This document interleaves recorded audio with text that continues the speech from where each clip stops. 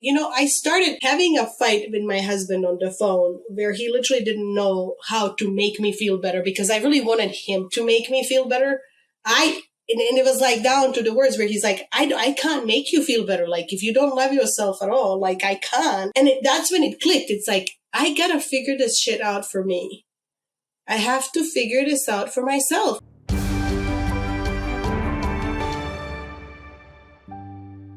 Hello, everybody. Welcome back to Flip That Shit. I'm your host, Stacey Uhrig, and my guest today is Marija Dobratic. Yeah? Dobratic. So I want to just really quickly open up. If you guys are watching this on the video, you're going to see that I actually have like my skull cap on.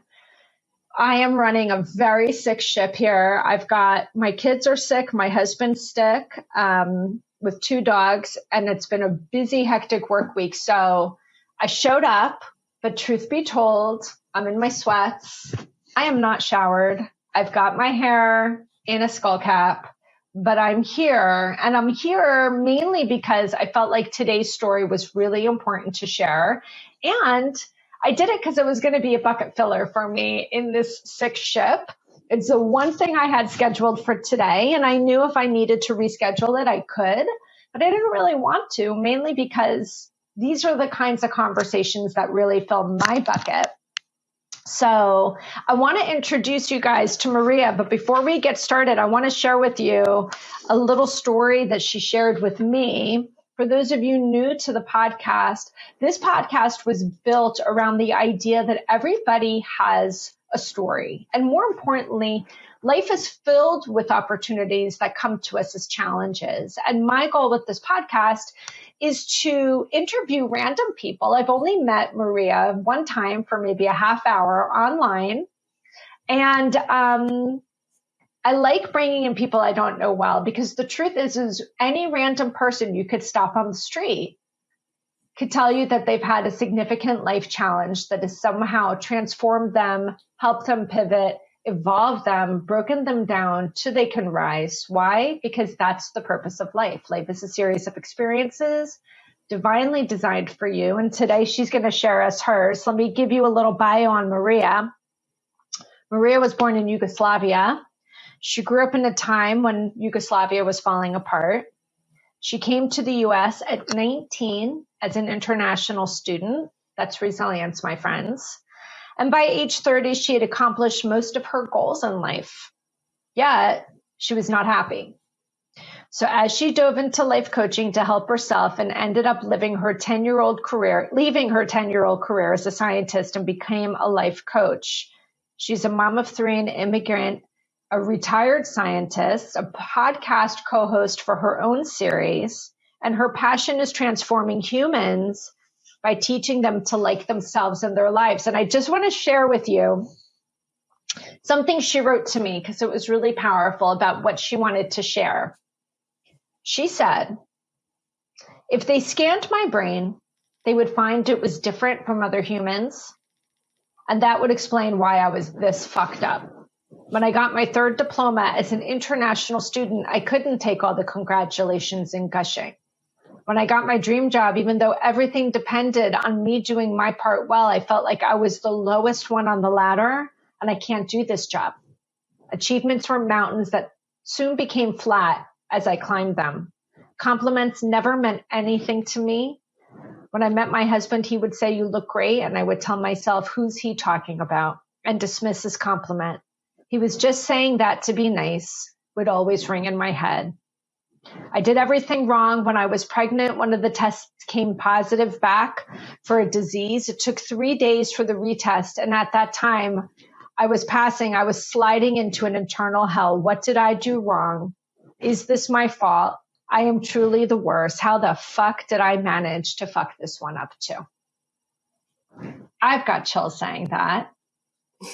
I think this is going to be a great interview. That's why I stuck to it today. So welcome, Marija. Thank you for sharing with us this manifesto. And I just want you to start sharing with people what was going through your mind when all of this was happening. It is very strange looking back at it. And the first time I looked back at that, And by the way, hi, it's nice to be Hi. here.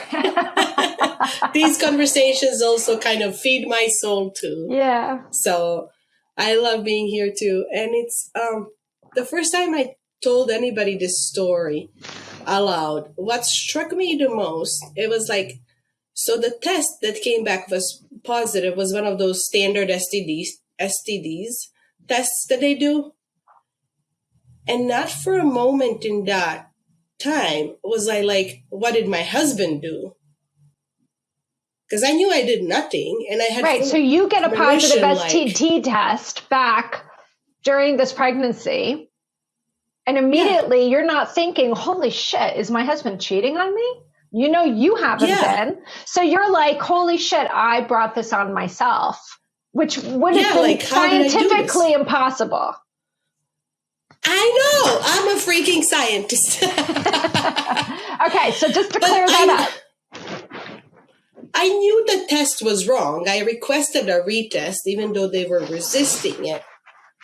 And they were like trying to put me on medication. I'm like, I'm pregnant. I'm not taking medications. You need to do a retest. But what was going on in my head was not like matching the situation. It was like, you fucked this up. How the heck did you fuck this one up?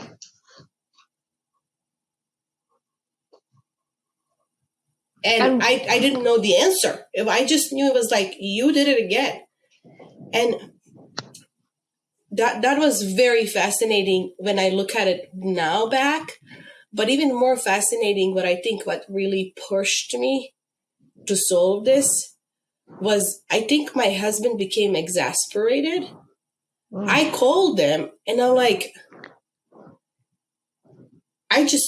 you gotta say something good now. Like, I just hate me.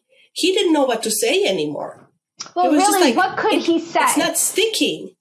I think this is really important for people to understand. It was not the situation that was fucked up. And you get false negatives on shit all the time, or false positives, right? It was the rabbit hole that you went down. And what I always say to people is, there's this traditional coaching model. Most coaches use it. You've got a circumstance, you've got thoughts, you've got feelings, you have actions, you have outcomes.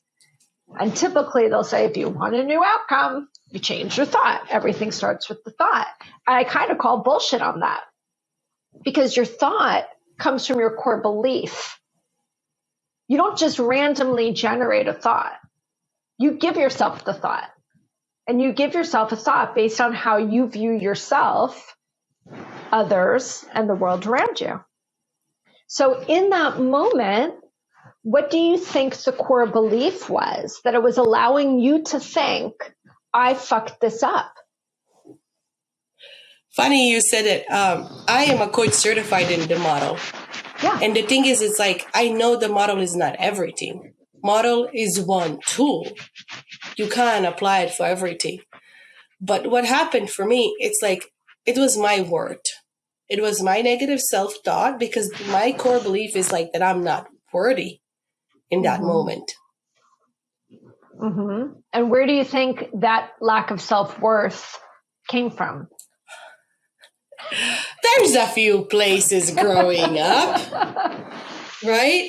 Yeah. But the more I'm spending time on this, it's my own story, the more I'm uncovering that it's like, a lot of people call it trauma. Kid who grew up in a war, I can't call these traumas, because for me, trauma is like bloodshed, mass murder, all of that. But I call it tangles. That's why my program is called Untangled. I call it like tangles. It's just how I was tangled, how growing up, the stuff that I was exposed to, and the way that I was proving myself, the even, as a smaller child, and like trying to, during the war, to go to school and make friends, and the war, and then the whole teenage, like, part of growing up in 90s in the diet industry, and how you're always supposed to be skinny, and getting on the bandwagon of that was really like not helpful in the teenage years, when you're kind of prime developing, and kind of like, getting your worth down more and getting more comfortable. So it was a lot of things. It's not like one thing. It's never one thing. But it was like one thing on top of the other, where my negative self-talk and my word, they were all, and I really did a good job of squishing it all down during the college period, because I was hustling to survive, an international student, and worked hard. And so for about 7 years, none of this was anywhere in sight. I was running around high on adrenaline, getting good grades. And then, of course, when life started being nice and I got a job and I got pregnant, then it all just like whoosh. That was just the explosion, the eruption of it all. Can I use everything you just shared as a platform for some information here? Because I love to psychoeducate on the podcast. Okay, first of all, I love the fact that you call them tangles. I just think that that's so beautiful and so brilliant, because I'm always looking for a new word, because trauma scares the shit out of people. And we're going to get to your program called Untangled, because I think it's brilliant. But I want to talk a little bit about what you said, because you said growing up in war in Yugoslavia in the 90s, people call it trauma, but I don't really see it trauma, because trauma is bloodshed. There's a couple of thoughts on this, right? There's a couple of schools of thought on this. Gabor Mate, who's like, I consider him and like Bessel van der Kolk to be the godfathers of trauma, if you will, in the present day, right? They're the people that are the most outward facing and talking about this the most and educating people. And he talks about big T and little t. He'll say, look, the big T could be what you just described, bloodshed. It's very evident, right? It's either aggressive, or it's war, or it's violence, or it's an abuse, or it's some sort of something that you clearly know happened to you that felt like a violation, or something that you experienced like a bad accident or a war. And then little t is really anything in life that leaves you feeling unseen, unheard, insignificant, unimportant, which leads us to feeling unworthy, not enough, unsafe, unloved. And that, I think, is what so many people don't understand. And it's why so many people are stuck. Because they'll say, well, I didn't have any trauma growing up because ... it wasn't aggressive or an aggression or a war or what have you. So I don't have trauma, so I can't figure out why I'm fucked up. So a lot of times I'm just spending time getting people to understand trauma is actually not the event. It's how your body interprets a particular experience and holds on to it. Now, I can't imagine. Growing up can be hard for any general person. I think we all have experiences in life that the body processes as feeling unsafe, unworthy, not enough, unseen. But it's the frequency, the duration, and the intensity of these things that make an impact of how much it impacts us, how profound it becomes in our life. And when you have it over and over and over and over again, say you grew up in a dysfunctional family, there's no abuse, but you're left feeling these things all the time. And on top of it, alone, because you can't really share it with anyone, that can become complex PTSD, because you're constantly in the state of not enoughness, which feels like a threat, because then we feel unlovable. So I think a lot of us just have that in general. Add on top of that a war, which will naturally leave you unsafe. You're also managing the feelings of the other people in your household that have their own traumas on top of dealing with a war, right? So it's not surprising to me in your 20s that part of the coping strategy, some people would call it a trauma response, I'm going to call it a coping strategy, that worked, was busyness. Right? If I keep busy, I don't stop. If I don't stop, I don't sit with my thoughts. If I don't sit with my thoughts, I'm safe.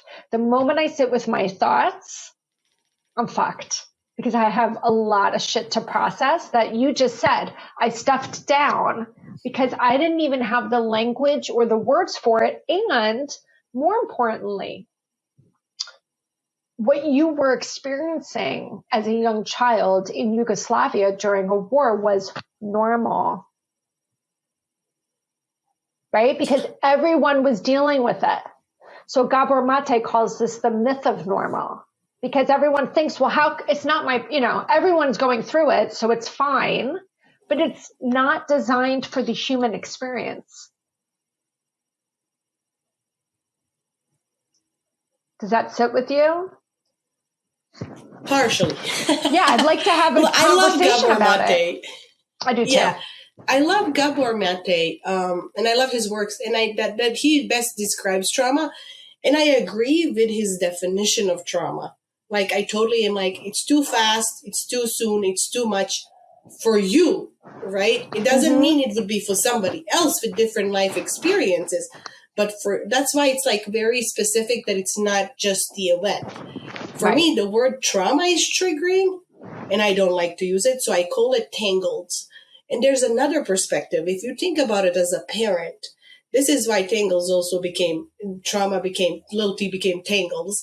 Because being a parent, I see what's happening with my children, and then it feels worse if you're thinking about it as in terms like of all the trauma that they are absorbing.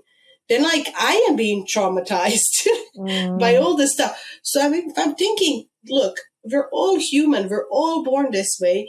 Our brains are literally designed to absorb this, and our bodies are like, this is how we are designed. This is the part of the human experience, getting all of these tangles.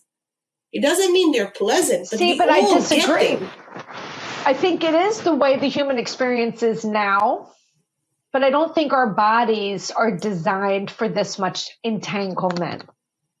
And I think this is why we have a huge global crisis of a rate of depression, a higher rate of anxiety, a higher rate of all these medications being used and they're not getting better, right? You've got more people with more medication. Nobody's really feeling better.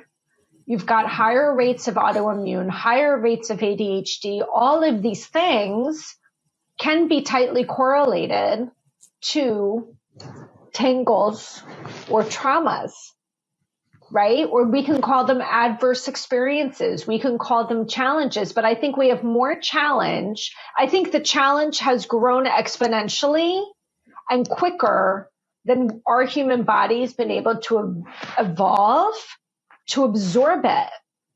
We're not designed for this much crazy. And his new book, The Myth of Normal, really is talking about how this culture is toxic, meaning it's all too much for the normal human body to experience.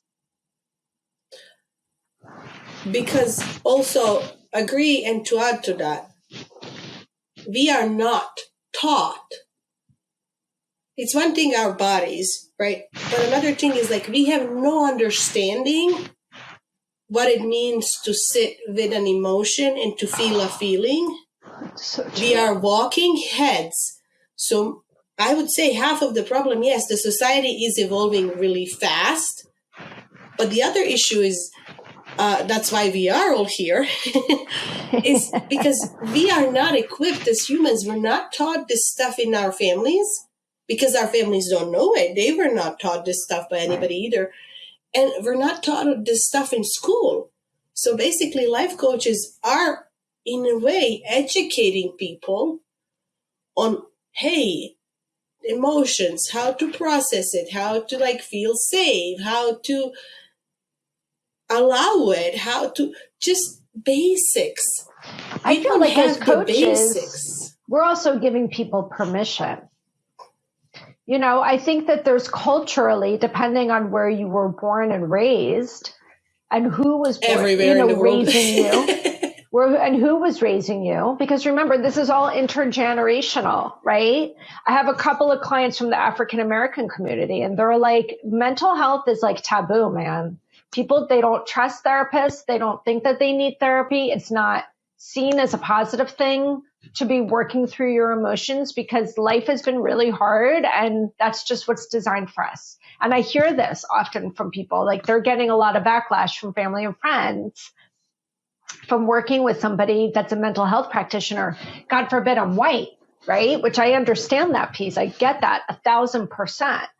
But there is culturally all over the world this concept of we don't do feelings. And that really is so intergenerational, right? Because think about it, we're just not that far removed from war, the Holocaust, slavery, the famine in Ireland. We're just not that far removed from it. And this generation, I say anyone from the age of like 40 to 70 or 30 to 70, these two generations are the cycle breakers of all the things that were passed down. There was no luxury for dealing with feelings when you're running for your life. You had to be in go mode. And keep in mind, where I grew up, there's at least one war per generation. Right. So Can you talk about that a little bit? Do feelings. Yeah, talk about that, because I think this is such an important thing for people to understand, how this is inherited family shit. Meaning, like, go ahead. So you were saying there's been a war every generation in your area of the world. Yeah, I mean, Balkans is a small space that has 3 religions and a lot of nationalities. So the religions usually used to kind of light the fire, to divide the people, because it's very easy to do. And the small territory has been shifted back and forth. And then let's go back, as slavery was happening in America, we were under the Ottoman Empire for 500 years, more or less, give or take, which is basically how a lot of our traditions, cultures, way we live, actually comes from the Ottoman Empire, which God forbid any of us admit. Mm-hmm. But the thing is, we have a lot of generational trauma and a lot of generational patterns, and life has been hard on these people.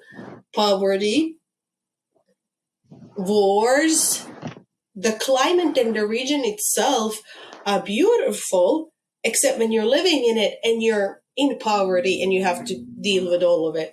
So there's been a lot of struggle, and we all inherit pieces of that. Mm-hmm. And for me, part of me is very sad. For example, when my grandparents are gone, I am the last one, probably, and my cousins who will remember their stories. Like stories hiding in the caves during World War II with families, and then people literally killing their babies so they would not find you and kill the whole village, the whole family. So it's like the stories that I heard as a kid growing up. Like, we're talking about YouTube and trauma for children today. The stories that I heard from my grandparents is like the bedtime stories, or just stories when I was growing up, is like, that is another level of your skin crawls. So living in America is luxury, because looking back at everything that's happened, shit did go down initially, but it's still the most developed country. Looking back, your grandmother lived in an apartment, had AC and all of this stuff, right? Like, there was a house, there was roof on the house, there was floors, there was air conditioning. Chances are everybody who's here has had a grandmother living like that. My grandmother had dirt floors when she was little. Mm-hmm. And there's still in majority of our houses heating in one room when it's winter. So we're not living luxurious lives, but we're tough people, and our people are resilient. And they also, the funny thing is, you can't admit that anything's wrong with you. Yeah, because can you talk about that? It all tumbles. Tell me about that. Well, first, I'm in an immigrant community. In my own community, nobody needs a life coach. Back home, nobody needs a life coach. And I'm like, I am one of you. You all fucking need a life coach. Yeah. But we cannot admit that anything is wrong. First off, we are taught from small age that this is just part of life. Yeah. We don't take it that seriously, or that scare, that kind of like fear as many people here would. A lot of things we don't. because we have that different bullshit meter for politicians. We have different bullshit meters because we've gone through things through history and we inherit all those beliefs. So a lot of things that people will look like pandemic is like, oh my God, the world is ending. For us is like, we don't have toilet paper. What is happening? Like nothing's really wrong. Like the world is not ending. Why is everybody panicking? So there's that, like, and we will all die once anyway. That kind of attitude. No, it's so true. Keeps us surviving, but it does not allow us to thrive. Yes. Yes. And I think that is, look, this whole conversation is so good because it really does come on the heels of this general global conversation going on in our community of this myth of normal. I think it was a very, very well titled book that he just came out with, because what your community and your culture and your ancestors endured was their normal. But it is not normal for the human body. And so when I'm working with clients and we do these genograms, which are like these 3-generation deep family trees, but in between are these very specific keys, legend, markers to show relational and emotional connections to people. It's very, very powerful because it's very visual and it gives people an understanding that it didn't start with them and it didn't start with their parents and it didn't start with their grandparents. It went so far back. It's such an aha moment and it's such a good shame releaser, honestly, because it allows people to see, okay, my family did, in many cases, not in all cases, the best with what they had. And the way that they're treating me is actually not because I'm not worthy or not enough or not ... It's because they're literally from generations back so traumatized. I know you don't like that. We'll call that so tangled, right? But actually what Gabor Mate would say is so wounded. Trauma, the core of the root word for trauma is wound. They're so wounded emotionally, spiritually, they're exhausted because you cannot maintain, right, what it takes to fight your entire life. They're so wounded, but yet they're building these families and they're parenting from that wounded place. So now you're parenting from wounded and now you're being parented by wounded. And you only know what you know. And by the way, if that's the way your entire village is, that's just normal. You go to another part of the world and you're like, wait, this isn't the way it is for everyone everywhere? Yeah. Right? And so it's really important for people to understand that what we're dealing with, part of it is the way we were raised. Part of it's epigenetics, which is a whole other topic of how trauma, wounds, tangles can be inherited through your DNA. But the reality is it didn't start with you. So interestingly, to go back to what you were saying, here you have this positive STT test. You know, logically as a scientist, it's physically impossible. You don't even ask your husband, is there something we should talk about? You absolutely take full ownership of it, probably because you're thinking everything starts and stops here with me. If anything in the world is broken, it must be because of me, because I'm so broken, but nobody knows it, ... imposter syndrome. Right. Our old friend, our good old friend. Mr. Imposter. What did you, I know that was such a turning point for you. How were you able to flip the switch and recognize how these old wounds, these old tangles, whatever you want to call them, were affecting you in such a way that you took full ownership for something that you knew was impossible? It was so many things. I'm like, it's never one thing. I started, having a fight with my husband on the phone where he literally didn't know how to make me feel better because I really wanted him to make me feel better. And it was like down to the words where he's like, I can't make you feel better. Like, if you don't love yourself at all, like, I can't. And that's when it clicked. It's like, I gotta figure this shit out for me. I have to figure this out for myself. And I started digging and I started looking into, like, what does it mean to love yourself? How do you love yourself? And I was so frustrated. Stacey, I was like losing my shit left and right because all I got was like, look in the mirror, do positive affirmations, do positive affirmations without mirror. I read all the self-help books that were like out there. I tried yoga. I tried meditation. I tried all of this until I eventually stumbled on a podcast, very much stumbled, where somebody who became my teacher was talking about how she learned to like herself, like through this changing her thoughts process, going from negative to neutral to a bit positive and all of that.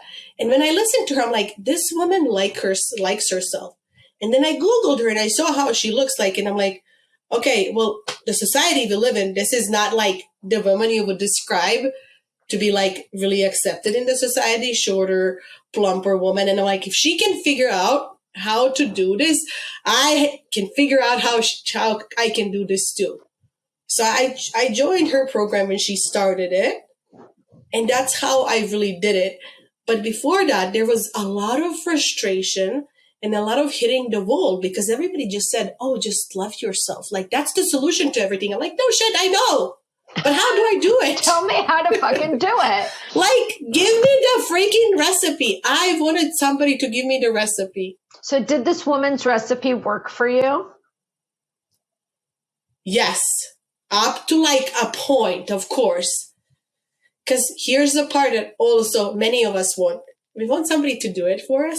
Mm-hmm. So I had to do that part where it's like, she has the recipe, but I have to make the cookie. Mm-hmm. Like, I have to do the work myself. So actually doing the work and getting in there and getting my hands dirty, that's when it became fun for me. Like, seeing the results and doing this was like, oh, I like this. I like the tools. I like the idea that I am the one that's in charge. That it's actually, as much as we want somebody else to do it, it's very empowering when it's us doing it. Can you give a small example of maybe one thing you were doing that had a massive, not massive, but just had an impact and a shift for you that you were like, oh, this could work for me? So seeing my body as neutral was the first thing that I did, because I really, really, really had a horrible body image. I really looked at myself in the mirror and I really despised everything that I saw.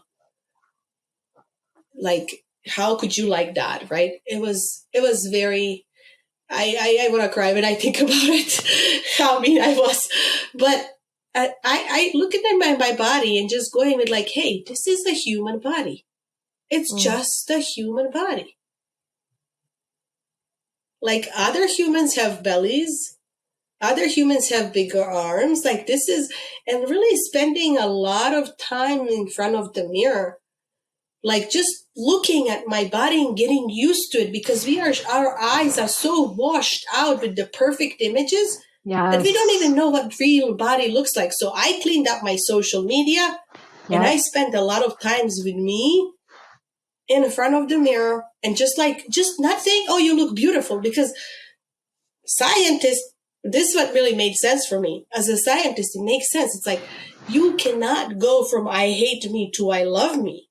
You can't. It's too far. Your brain is like, says the words and it does nothing. There's no emotion connected to the words. Where like, I hate me has a lot of emotion connected. Yeah. So like going slowly to like, oh, I might figure this out.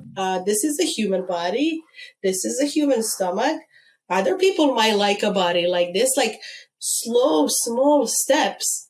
I was able to shift out of the, and funny thing is, the more I did it, it's like as if my eyes were changing. I saw somebody else. Like, my body was not changing, but as if like the person in front of me was getting more beautiful. I'm like, what is happening? Well, it's interesting you say that, because I talk a lot about the lens. And the lens through which you see life often has a lot of different filters on it. And when things become unfiltered, it's like you're ripping the wool off of your eyes, and you see it through such a new lens, and you cannot unsee it. You cannot unsee it. And that is such an important thing, because that's really what we're trying to do, is flip the lens through which people are seeing everything. Change the interpretation. I love what you're just describing, and it's making me think. I've worked with a few coaches as peers, where we're going back and forth, and I have one that's a fitness coach, and her body is she's like a bodybuilder. She's got like an incredibly fit, toned, healthy body, and she hated her body. And she said she had to get really comfortable standing naked in front of the mirror.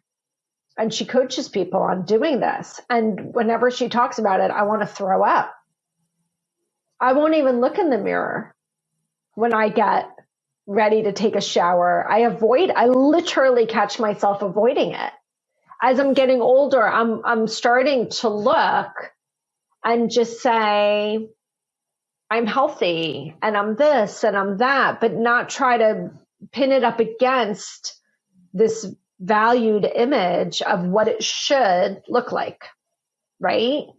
And I've gotten more comfortable with my body as I've gotten older. I'm 51 this month. So I think as you get older, you start to accept more about yourself.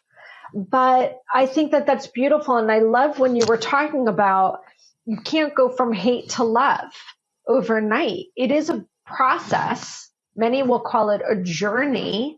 And it's not really the destination that's the value. It's the experience from here to there. And would you say Exactly. Part of it is just I love that you said making the body neutral. It's just a body. It's not a good body, a bad body, a fat body, a fit body. It's just a body.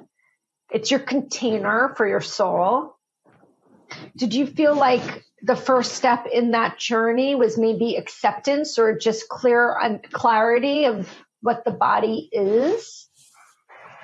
Well, it was not, you could say it partially was like that, but the other part is the coach I was working with, Cara Lowenthal, she's a feminist mindset coach.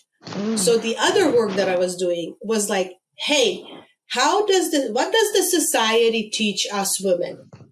What do we actually absorb? That our looks are important, right? That right now it is important in history to be thin.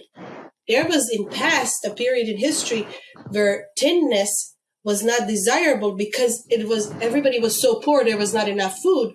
So it was desirable to be plump and bigger. It's like I learned so much of history and of how as women we absorb these. We know that we absorb messages. What we don't get is those messages show up in our own voices later. They don't show up in like the announcer on the TV, you should get this diet. But they show up like you should not eat these cookies. And I think a lot of older women, we think it's the age and it's the whiteness when we start accepting our bodies when we're older. It's the fact that the society starts ignoring us. And like they don't give us commercials except for then they start giving us commercials for wrinkles in our face. But they start ignoring our bodies, right? Yes, and you're brilliant. That is such a brilliant observation. God, I hope a lot of people walk away understanding that, because it really is so true. And I think part of the problem is so many of these women in the 50s and 60s are so obsessively watching Instagram and TikToks of girls that are in their 20s and 30s saying, how come I don't look like that? There's wisdom with a wrinkle. You know what I mean? I have a side gig where I sell skincare. I've been doing it for 7 years. And, we have all kinds of anti-aging shit. I'm okay with a wrinkle here and there. It's a sign of wisdom. If I'm furrowing my brow or I have lines around my eyes, maybe it's because I smiled a lot. You know what I mean? So we have to like stop trying to create and just be and just accept our lives. And if we want change, knowing that change is possible, you did that for yourself. So I'd love it if you could explain to people a little bit more about this Untangled program that you've created. Really, that is it fair to say kind of came out of just even your life coach practice came out of this deep aha realization that things needed to shift for you and that things could be different for you. The practice came out of me. How the life coaching practice came about is a very funny story. I really like the results and I really enjoy doing the tools, being the scientist, understanding, learning.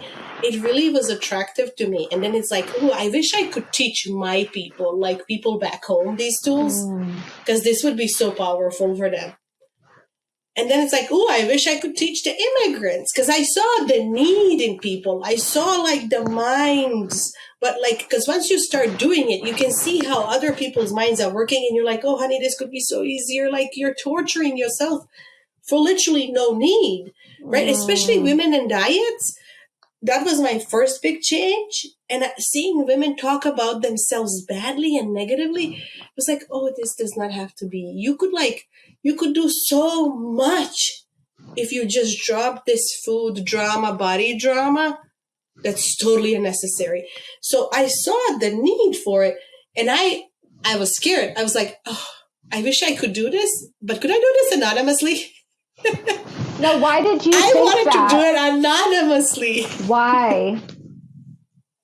Because it was scary. That, like, our people are always like, what will people say about you? Mm-hmm. I got brave. I got coached a lot. I started the business, and being a life coach is very rewarding. But for me, what was not clicking was I don't want to just coach you and then we're done and then you go. I want to teach you the tools so you can help yourself. Mm-hmm. I want to give you more of this knowledge. So that's what Untangle is. Untangle is like a monthly membership where I teach classes. The first class that I'm teaching right now is like the basic tools for life. So how can you help yourself? If you're somebody who's like closed off and you don't want a life coach and you're not ready to talk to somebody about this, how can you help yourself? Well, I'll share the tools, I'll share the knowledge, and then you help yourself. Mm. And for me, it's like people say as life coaches, we want to give value. I don't want to make TikToks. I don't want to write extra posts. For me, talking to people is how I get my genius out. So this program is the way that I've created it to be like, here's my value out into the world. This is what I know. This is what I have. It's a membership program that's like $10 a month. It's not like, oh, let's do this crazy community that I'm going to grow and everything. I'm like, I really just want to teach people the basics so they can help themselves. That's ridiculous. I hope people are listening to that. By the time I'm going to just say it out loud. I'm trying to get my glasses on here. I hope by the time this thing goes live, you're charging more than $10 a month. I'm just saying, because there's a huge value to this. And I understand why you're charging $10 a month. But what you're going to be teaching people is truly invaluable, right? And I know that they'll find the value in it. How can people find the information on this membership program? So it's my first and last name.com/untangle. It's Marija Dobratic.com/untangle. And I'm posting the platform I'm posting the whole thing on the Circle platform, which is really friendlier towards the user and towards the amount of privacy that people want. Mm-hmm. And it's a community, but you get to choose. It's not, I always was a little bit like, when people did it in Facebook.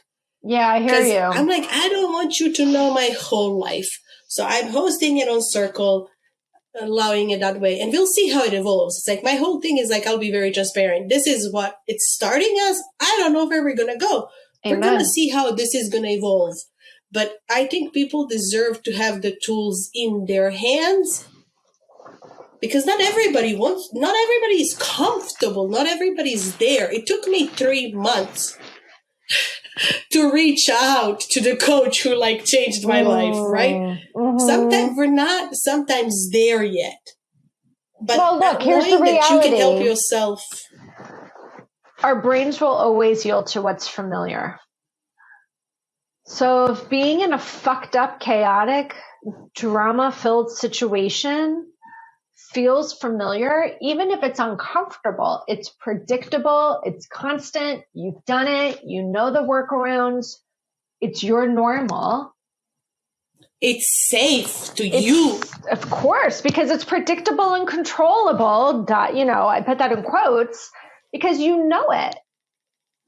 But when you know that it could be more productive, more pleasant, a better experience on the other side, you have to learn how to move from what is familiar to what is unfamiliar. That is not a fun process, by the way, people. And that's why most people don't do it. And that's why coaches are such a good way to get to where you want to be, because we can create systems and setups and, more importantly, accountability for identifying and looking at what is familiar for you and what would you rather have. We put that in the unfamiliar category, and how do we flip it, right? Yeah. I love it. I want people, go ahead. Well, no, I love that. Yeah, I want people to know how to spell your name because you gave them the website, but I want people to understand that Marija is Marija. Okay, so when you go to her website, Stacey. yeah, no, I'm like, we got to get this clear. So her website is www.MarijaDobratic.com. Marija Dobratic, but it's really Dobratic, right? Yes. And you say it. Yes, it is, but a much better way than I can only fight for one name in this country. I understand, but I chose the first name. Look, your insight, your wisdom, your system, it's a good one. And I want people to be able to find it. And of course, it'll be, when the podcast gets lifted up, your name will be appropriately spelled. But I want people to understand, if they're looking for Marija, it's Marija Dobratic, Dobratic. So as we round up, we talked, this was such a great conversation. We talked about so many things and tapped on so many different types of tangles. I'm using your term today. You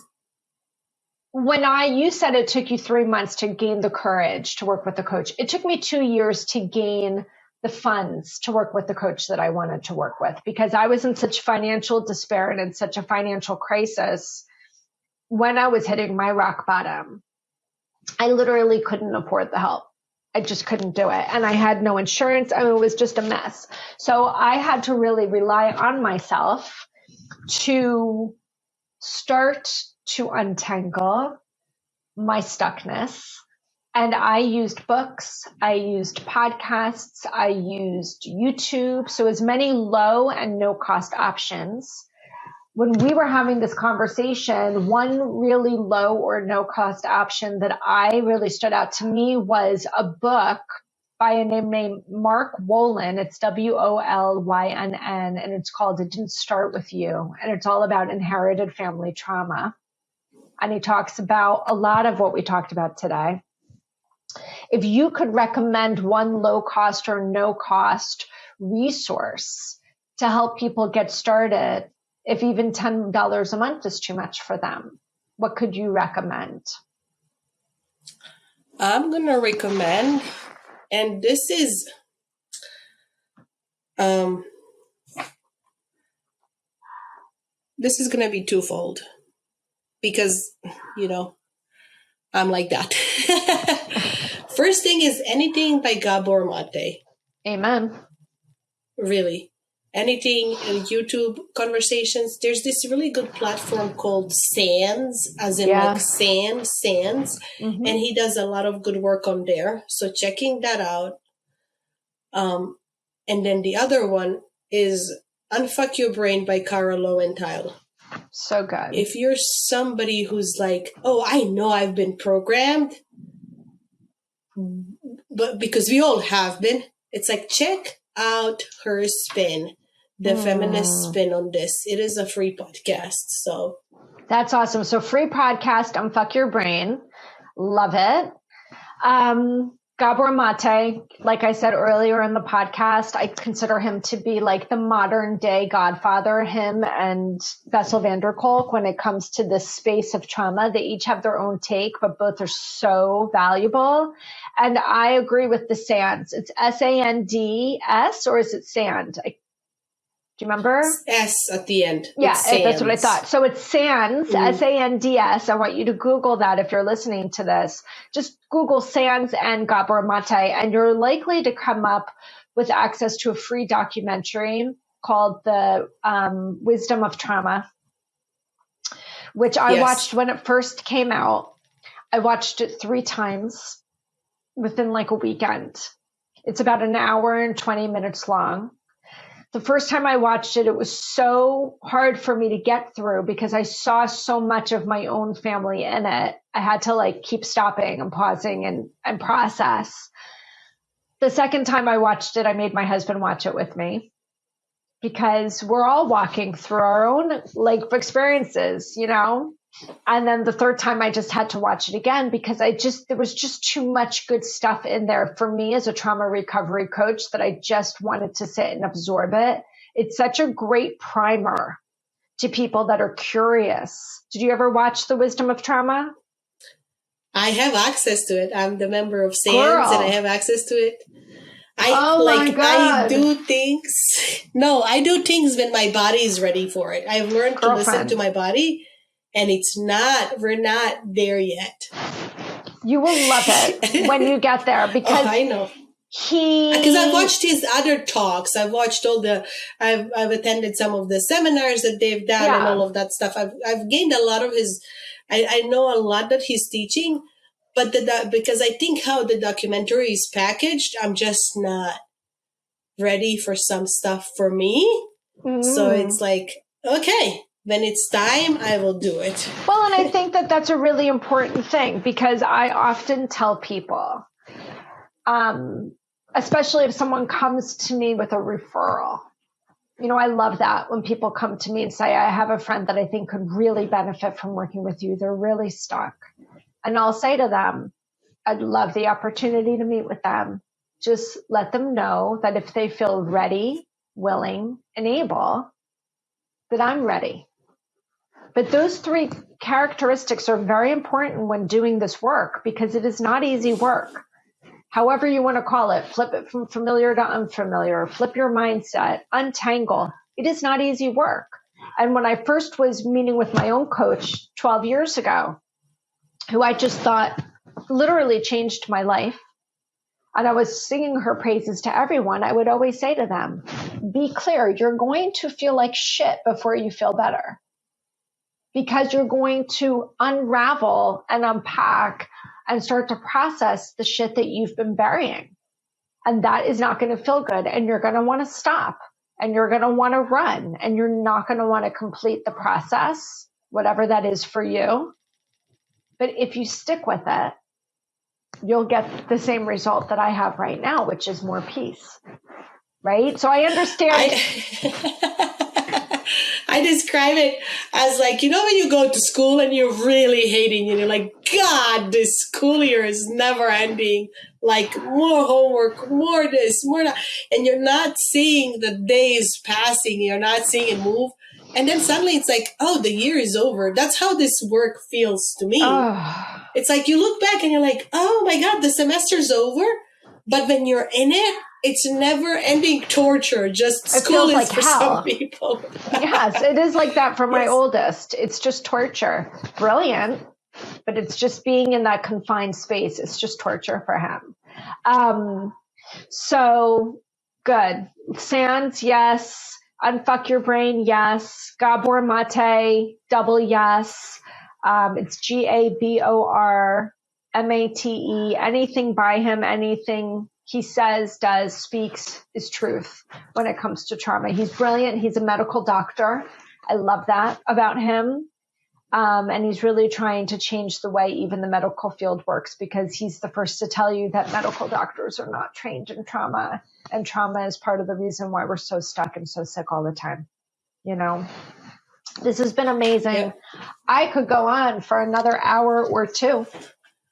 But thank you, Stacey. I could too, but yeah, we have hit our 1 hour mark, and I can hear my puppy losing her shit. Welcome to the Stacey Uhrig Shit Show. Oh my God. So back to reality, back to a household of sick people. And that will be the rest of my day. But thank you so much for, again, people not catching it on the video where you can see her website on the screen. I'm going to read it off again. It's www.marijadobratic.com. It's MarijaDobratic.com. You don't want to miss it. If this really resonated with you, check her out. She's the best, I promise you. So thank you so much, Marija. We loved having you. Thank you, Stacey. I love being here. Thank you, everybody. Awesome.